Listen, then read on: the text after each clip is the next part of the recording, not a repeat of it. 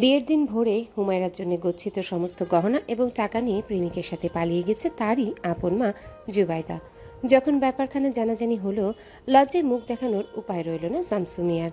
তার স্ত্রী আতিয়া খাতুন ক্ষণে ক্ষণে কপাল চাপড়াচ্ছেন আর বিক্ষুব্ধ স্বরে বলতে লাগছেন, নষ্টা মাইয়াটা মুখ দেখানোর উপায় রাখলো না, দুধ কলা দিয়া এতদিন কালসা পুষলাম, আজকের দিনটাই ফোন তুলতে হইল, আমার বুবুটার জীবনটাই ফানা ফানা করে লইল। এখন বিয়াটা হইব কেমনে?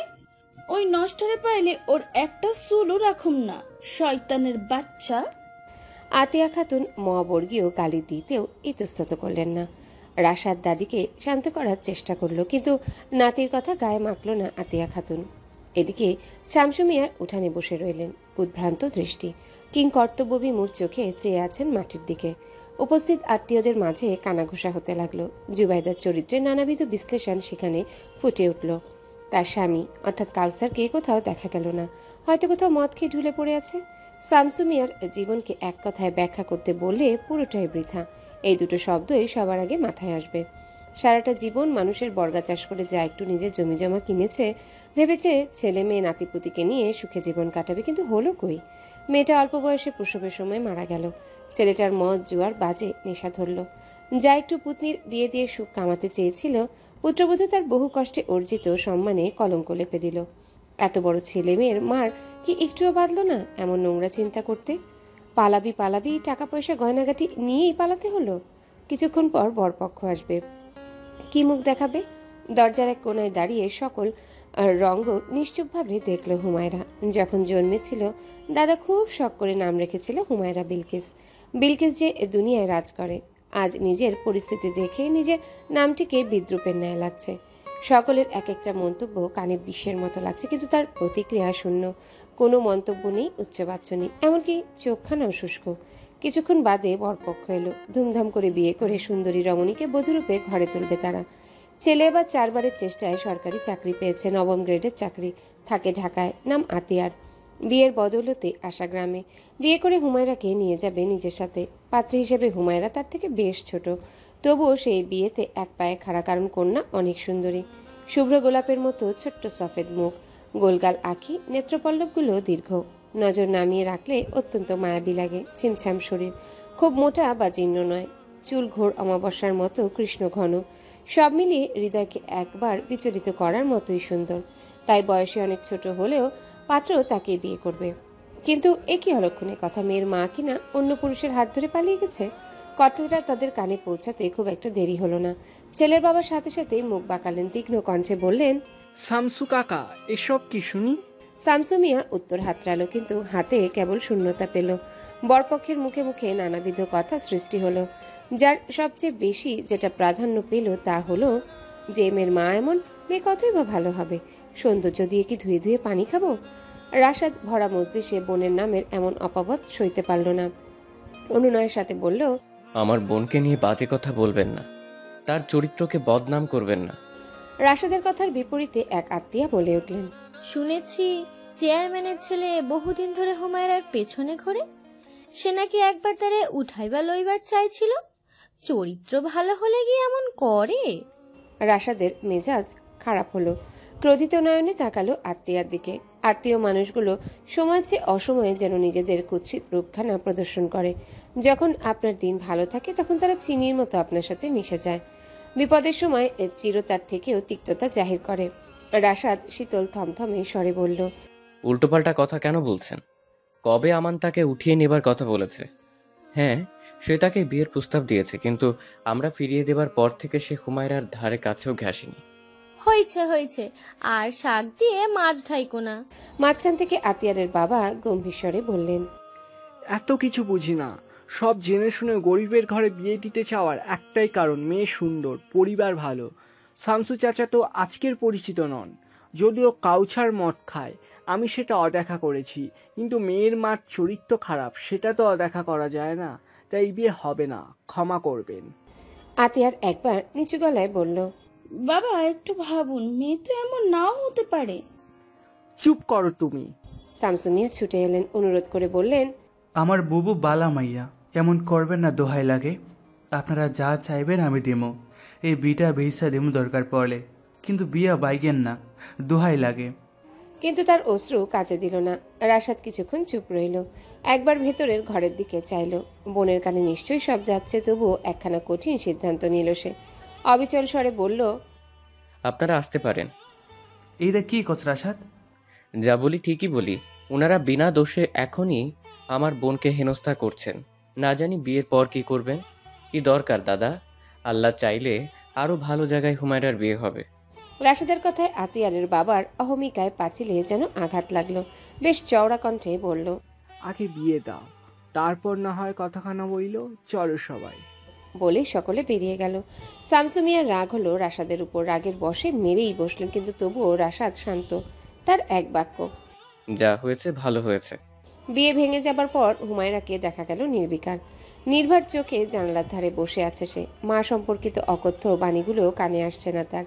এ যেন রোজকারই কোনো ঘটনা। আতিয়া খাতুন নাতিনের কাছে এসে বসলেন, ধরা গলায় বললেন, বুবু খাইতি না? খিদে মরে গেছে দাদি।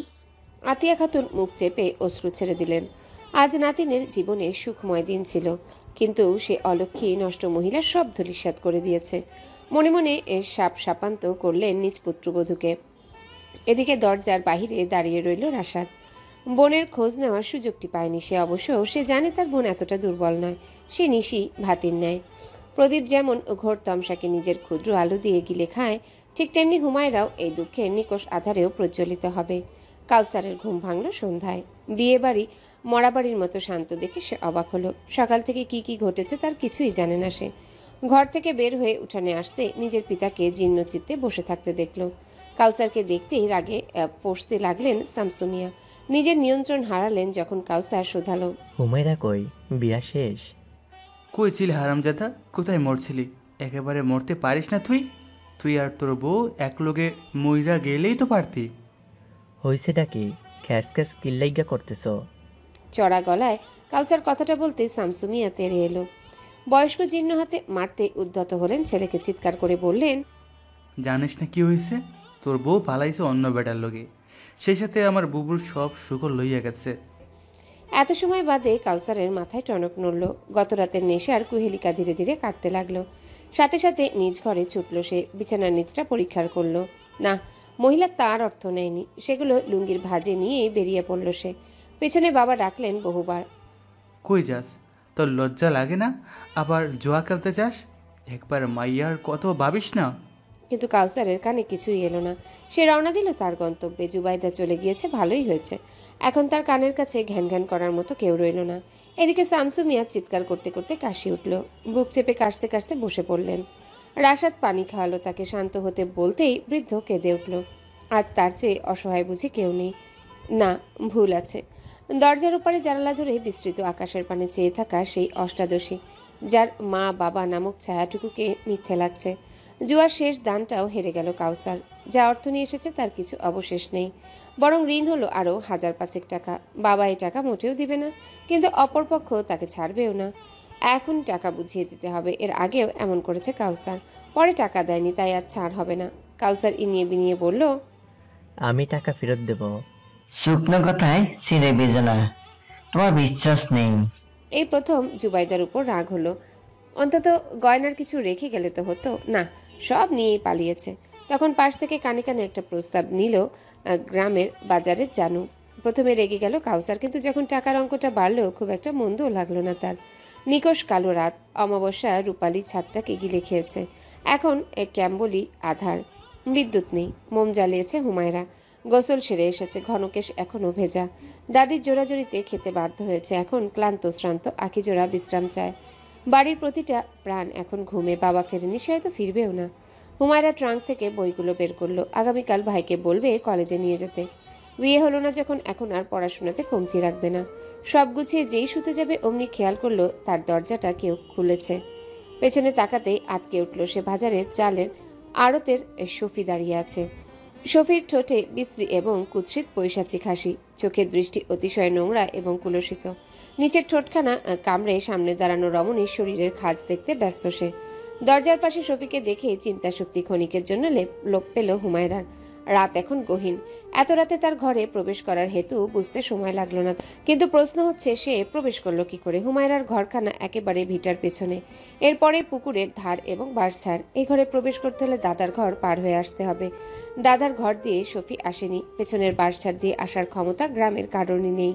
তবে এসে এলো কি করে? হুমায়রার কণ্ঠ শুকিয়ে এলো, ভয়ে ভেতরখানা চুপসে এলো। তড়িৎ গতিতে ওড়নাখানা দিয়ে বুক আবৃত করলো সে, তেজি স্বরে বলল, তুমি এখানে কেন? বিলকিস, তোর এত ফ্যাকাশে লাগতেছে কেন? আমার তোর ভয় হইতেছে? ভয় পাস না। ফাও কথা থামাও, আর এখন আমার ঘর থেকে বের হও। এখন মানে এখন। চটস কেন রে? আমি তো তোর লগে একটু গল্প করতে আইছি। শুনলাম তোর বিয়া ভাঙ্গা গেছে, তাই তোর খবর নিতে আইলাম। তোমার মতলব আমার ঢের জানা আছে শফি ভাই। ভালোই ভালোই বের হও কইতাছি, নয়তো কি রে? হ্যাঁ, মুইও হুনি, নয়তো কি? এবার ভোল পাল্টালো শফি। তার চোখে মুখে নোংরা হাসি প্রসারিত হলো, সেই সাথে প্রকাশ পেল পশুবৃত্তি আচরণ। দরজার ধার থেকে এবার এক পা দুপা করে এগোতে লাগলো সে। হুমায়রার চোখের ভয়ের গাঢ়ত্ব বাড়ল, পিছিয়ে গেল সে দুকদম। শফির পশুবৃত্তি হুমায়রার ভীত চোখ জোড়ায় তীব্র আনন্দ খুঁজে পেল। বেশ রসিয়ে বলল, ভয় পাচ্ছস কারে? আমি তো তোর কোনো ক্ষতি করুম না। রাশেদদার ভয়ে ক্ষতি পারতেছিলাম না। তো তোরে ভালো লাগে না এমন পুরুষ মানুষ এই গ্রামে নাই। চিন্তা কর, চেয়ারম্যানের পোলাও তোরে ভালা পায়। জাগা, এখন আর মোর বাধা নাই। তোর ব্যাপারে 20,000 টাকা দিছি। কখনো হুঁসস বেড়ায় টাকা দেয় বিয়া করানোর জন্য? আমি দিছি। এমন আর কাম বাড়িস না, একটু কাছে আয় তো। বলেই শফি কাছে আসার জন্য উদ্ধত হতেই সাবধান করলো হুমায়রা। মোমখানা নিয়ে ভয় দেখালো তাকে। খবরদার শফি ভাই, আগাবানা, ভালো হবে না। ভাইজান, দাদা ভাইজান। সকলে ঘুম বিলকিস, এমন কেউ তোর কথা শুনবে না। আর ওই সুডো মোমে মোর কি হইব রে? হুমায়রা গলা ছেড়ে চেঁচালো। শফি দমল না, তার পা এগুলো হুমায়রার দিকে। মোম বিগলিত হয়ে অষ্টাদশীর তালুকে ক্ষতবিক্ষত করছে, কিন্তু তাতে খেয়াল নেই তার। সে নিজের ইজ্জত বাঁচাতে মরিয়া। শফি খুব কাছে আসতেই হুমায়রা মোমখানা দিয়ে নিজেকে বাঁচাতে চাইল, ফলে আগুনের লেলিহান শিখা লাগলো তার হাতে। জ্বলে যাওয়া হাত নিয়ে পিছিয়ে গেল শফি। শান্ত কামাতুর চোখ এখন ক্রোধে জ্বলে উঠল। গালি দিয়ে বসলো হুমায়রাকে, কিন্তু হুমায়রা দমল না। পাশে বিছিয়ে রাখা বিয়ের শাড়িটায় আগুন জ্বালিয়ে দিল। সেই জ্বলন্ত শাড়ি ফিকে মারল শফির দিকে। এদিকে তার চিৎকার ভাঙিয়ে দিল শামসু মিয়া এবং রাশাদের ঘুম। ঘুমাতুর চোখেই তারা ছুটে এলো হুমায়রার ঘরে। ঘরে প্রবেশ করতে ভীতু শফিকে নজরে পড়ল। মুহূর্তে ঘুম উবে গেল রাশাদের। কলার টেনে ধরল সে শফির। আতিয়া খাতুন তার নাতনির দিকে ছুটে গেলেন। হুমায়রার শরীর কাঁপছে, তার চোখ জোড়া নিষ্পলক, জল করছে আহত বাঘিনীর ন্যায়। রাশাদের ক্রোধিত রূপ দেখে তোতলাতে লাগলো শফি। রাশাদ, মোর কথা হুন, মুই খারাপ মতো বলবে আই নাই। কিন্তু রাশাদ শুনল না। সকাল থেকে অন্তরে চাপা ক্রোধ সব উগরালো শফির উপর। সাহস কি করে হয় বোনের ঘরে ঢুকার? শফি মারের এক পর্যায়ে বলেই বসলো, তোর বাপ মোর থেকে টাকা নিছে। গুইনে 20,000 টাকা দিছি বিলকিসের বিয়া করানোর জন্য। শফির কথাটা শুনতেই থমকে গেল রাশাদ।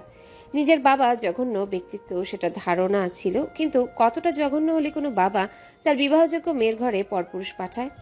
শামসু মিয়া চুপ রইলেন না। নিজের চাষের শাবল দিয়ে আঘাত করে বসলেন শয়তানটাকে। নিজের ছেলের প্রতি এতটা ঘৃণা জন্মালো যে ঘৃণার পরিণতির শিকার হলো শফি। মার খেয়ে কোনো মতে ছুটে পালালো সে, কিন্তু যাবার আগে বলে গেল, সে বিচার ডাকবে। শফি সত্যি সত্যি বিচার ডেকেছিল, কিন্তু চেয়ারম্যান দেলোয়ার হোসেন তাকেই দোষী সাব্যস্ত করলেন। কারণ রাত 3টে একটা যুবতী মেয়ের ঘরে প্রবেশ গর্হিত অপরাধ। অবশ্য শফি তার 20,000 টাকাও দাবি করল। কাউসার বিচারে উপস্থিত ছিল না। 5 দিন যাবৎ সে নিখোঁজ। অবশ্য শামসু মিয়া তার শাবলে ধার করে রেখেছেন ছেলেকে সবক দিতে যে হবে। হুমায়রা সেদিনের পর থেকে আবারও নির্বিকার আচরণ করছে। রাশাদও তাকে নিয়ম করে কলেজে দিয়ে আসছে এবং নিয়ে যাচ্ছে। এবার ইন্টার পরীক্ষা দিবে সে। তার পড়াশোনার প্রতি অকৃত্রিম আকর্ষণ। রাশাদও চায় তার বোন সেই তিক্ত স্মৃতিগুলো ভুলে জীবনে এগিয়ে যাক। মায়ের খোঁজ নেবার ইচ্ছে একবার হয়েছিল, কিন্তু নেয়নি। যে মানুষ নিজ থেকেই সম্পর্ক ছিন্ন করেছে তাকে যেচে পড়ে খোঁজার মানে নেই। তবে বাবার খোঁজ পেয়েছে সে। আপাতত শফির টাকা দেবার ভয়ে পাশের গ্রামে লুকিয়েছে। রাশাদ মজলিসে কথা দিয়েছে সে টাকা ফেরত দিবে। দেলোয়ার হোসেন জানেন রাশাদের কথা নড়চড় হয় না। ছেলেটা অতিমাত্রায় ভদ্র এবং সুশীল। 5 ওয়াক্ত নামাজ পড়ে। মাদ্রাসা থেকে পড়াশোনা শেষ করে এখন গ্রামের বড় বাজারে একটি ইলেকট্রনিক্স যন্ত্রপাতির দোকান আছে। খুব মন্দ বেচা কেনা নয় তার। তাই সে টাকাটা 2 মাসের মধ্যেই পরিশোধ করে দেবে। দেলোয়ার হোসেন শুধু ভাবে, এই কাউসারের ঘরে এমন ছেলে কি করে হলো। বোন অন্ত প্রাণ রাশাদ, মাকে যে ভালোবাসতো তা নয়, কিন্তু মার প্রতি এখন সে উদাসীন। মার প্রতি তার ক্ষোভ নেই, কিন্তু খানিকটা অভিযোগ রয়েছে। বোনের বিয়ের দিনেই এমন জঘন্য পদক্ষেপ কেন? মানছে তার বাবা ভালো নয়, তাই বলে সেদিন ইহ জন্মে কখনো দেখা হলে শুধাবে। মা, তোমার কি একটি বারো হুমায়রার কথা মনে পড়েনি? ভাইজান কিছু ভাবছো? হুমায়রার কথায় সম্বিত ফিরল, স্মিত হেসে বলল, কিছু না। তুই বাড়ি যেতে পারবি তো? হ্যাঁ। এই টাকাটা রাখ। এটা দিয়ে কি হবে? বিপদে কাজে লাগতে পারে। 500 টাকা হাতে গুজে দিল রাশাদ। হুমায়রাকে কলেজ গেটে নামিয়ে মোটরসাইকেল স্টার্ট দিল। হুমায়রা ভাইয়ের দিকে তাকিয়ে রইল। মানুষটা কখনো নিজের মনের কথা কাউকে প্রকাশ করে না, তার অনুভূতিগুলো প্রকাশও পায় না, সর্বদাই মুখে শান্ত হাসির প্রলেপ লাগিয়ে রাখে সে। হুমায়রা খুব করে চায় তার ভাইয়ের জীবনে এমন কেউ আসুক যার সাথে অন্তত মনের কথাগুলো যেন বলতে পারে। কলেজ শেষে বান্ধবীদের না বলে বাসার উদ্দেশ্যে রওনা দিল হুমায়রা। নসিবন পেল না, তাই ইজি বাইকে করে রওনা দিল। বাজার পর্যন্ত যেতে পারলেই ভাইয়ের দোকান, কিন্তু রাস্তায় বাঁধল বিশাল ঝামেলা। বিশাল একটা গাড়ি নিজের নিয়ন্ত্রণ হারিয়ে ধাক্কা দিয়ে বসলো ইজি বাইকটিকে। অমনি বাইক নিয়ন্ত্রণ হারিয়ে উল্টে পড়ল পিচঢালা রাস্তায়। আকস্মিক আঘাতে ইজি বাইকটির এক পাশ একেবারে দুমড়ে মুচড়ে গেল। ভয় এবং সন্ত্রাসের প্রবণতায় জ্ঞান হারিয়েছিল হুমায়রা। যখন জ্ঞান ফিরল, নিজেকে একটি সফেদ বিছানায় আবিষ্কার করলো। সরু বিছানা, পাশে স্যালাইনের দণ্ড, তার হাতে ক্যানোলা লাগানো হচ্ছে। ক্ষীণ গতিতে চলছে স্যালাইন। আশেপাশ লক্ষ্য করে বুঝলো এটা একটা জেনারেল ওয়ার্ড। তার মতো আরো 2 জন মহিলাকে আশেপাশে সফেদ বিছানাগুলোতে দেখতে পেল সে উঠতে গেলে মোটা একজন সাদা শাড়ি পরিহিত নারী বেশ ধমকে সুরে বলল, এই উঠবেন না, স্যালাইন চলছে। হুমায়রা লক্ষ্য করলো তার গায়ে অস্বাভাবিক ব্যথা, উড়ুতে ব্যান্ডেজ, হাতের তালু এবং কনুয়ের উপরের অংশ ছিলে গিয়েছে, গায়ে জর্জর অনুভূত হচ্ছে, গলাটা যেন শুকিয়ে গেছে। শুষ্ক কণ্ঠেই মহিলাটিকে বলল, আমার কি হয়েছে? অ্যাক্সিডেন্ট, উরুতে রডের চাপ খাইছেন, হাত ছিলে গেছে, মাথার এক পাশে ব্যথা পাইছেন। ভাগ্য ভালাসে ভাঙে নাই বা রড ঢুকে নাই। বুঝলাম না, কারোর কিছু হইল না, আপনিই কাইত হয়ে গেলেন। কেমনে বসেছিলেন? হুমায়রা উত্তর দিল না। যতটুকু মনে হচ্ছে মহিলাটি একজন নার্স, আর এটি একটি সরকারি হাসপাতাল, হয়তো উপজেলার হাসপাতালটি। হাসপাতালের নার্সের ব্যবহারই তার প্রমাণ।